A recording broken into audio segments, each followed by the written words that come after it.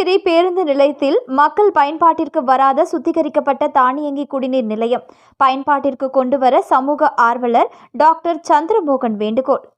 கிருஷ்ணகிரி மாவட்டத்தில் நாடாளுமன்ற தொகுதி 2022-2023 ஆண்டிற்கான வளர்ச்சி நிதியின் கீழ் கிருஷ்ணகிரி முன்னாள் நாடாளுமன்ற உறுப்பினர் டாக்டர் செல்வகுமார் முயற்சியில் கிருஷ்ணகிரி பேருந்து நிலையத்தில் சுத்திகரிக்கப்பட்ட தானியங்கி குடிநீர் வழங்கும் இயந்திரம் பொருத்தப்பட்டு மக்களுக்கு குடிநீர் ₹1 1 லிட்டர், ₹5 20 லிட்டர் என்கிற விகிதாச்சாரத்தில் தானியங்கி இயந்திரத்தின் மூலம் குடிநீரை பெற்று பயணிகள் மற்றும் பொதுமக்கள் பயன்படுத்தி வந்தனர்.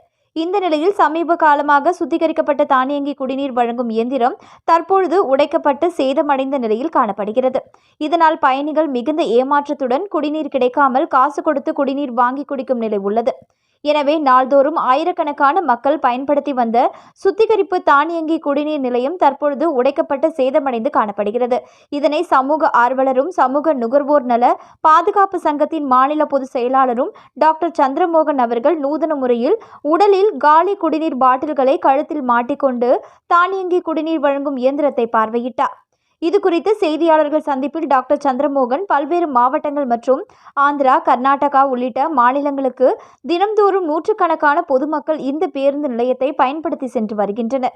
இவர்கள் அன்றாடம் இந்த சுத்திகரிக்கப்பட்ட தானியங்கி குடிநீர் இயந்திரத்தை பயன்படுத்தி குடிநீரை எடுத்து சென்று இருந்த நிலையில் தற்பொழுது சேதமடைந்து பழுதடைந்த நிலையில் சுத்திகரிக்கப்பட்ட தானியங்கி குடிநீர் நிலையம் உள்ளது.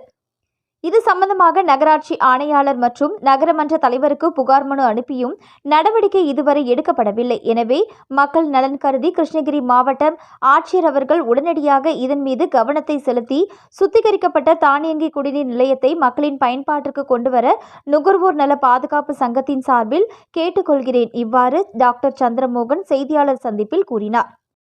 2023 நாடாளுமன்ற உறுப்பினர் மரியாதைக்குரிய டாக்டர் செல்வகுமார் அவருடைய நிதியிலிருந்து கிருஷ்ணகிரி புதிய பேருந்து நிலையத்தில் பல லட்சம் மதிப்புள்ள சுத்திகரிக்கப்பட்ட குடிநீர் துவக்கப்பட்டது.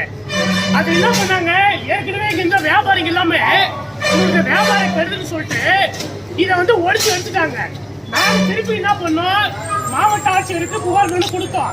மாவட்ட ஆட்சியர் உத்தரவின் பேர்ல இந்த குடிநீரை சரி பண்ணாங்க. மீண்டும் பாருங்க, மூணு மாசம் ஆச்சு, இதை திருப்பி உடைச்சிட்டாங்க. என்னக்கா இங்க இருக்கிற வியாபாரிகள் எல்லாம் சேர்ந்துக்கின்னு அவங்களுக்கு இந்த குடிநீர் விற்பனை ஆகலன்னு சொல்லிட்டு அவங்க என்ன பண்றாங்க, இந்த பைப்பெல்லாம் உடைச்சு நாஸ்தி பண்ணிட்டாங்க. இப்ப குடிநீர் வரவே கிடையாது, தண்ணீர் வரல. இப்ப வெயில் காலத்துல பஸ் நிலையத்துக்கு வரக்கூடிய பொதுமக்கள் தாகத்துக்கு தண்ணி குடிப்பாங்க. ஆனா இங்க தண்ணி இல்லாதனால அவங்க விலை கொடுத்து வாங்குறாங்க. ஆகவே மக்கள் நலன் கருதி உடனடியாக மரியாதைக்குரிய முன்னாள் எம்பி டாக்டர் செல்வகுமார் அவருடைய நல்ல சீரிய நல்ல ஒரு எண்ணத்துல இந்த குடிநீரை திறந்தாரு. அதை இவங்க உடைச்சு எடுத்துட்டாங்க. ஆகவே யாரு ஒழிச்சாங்க என்பதை நடவடிக்கை எடுக்கணும், காவல்துறை நடவடிக்கை எடுக்கணும். அதே போல 3 மாசம் ஏன் இங்க தண்ணி வரல, பல லட்சம் மதிப்புள்ள இந்த சுத்திகரிக்கப்பட்ட குடிநீரை இவங்க ஒடிச்சு எடுத்துட்டாங்க.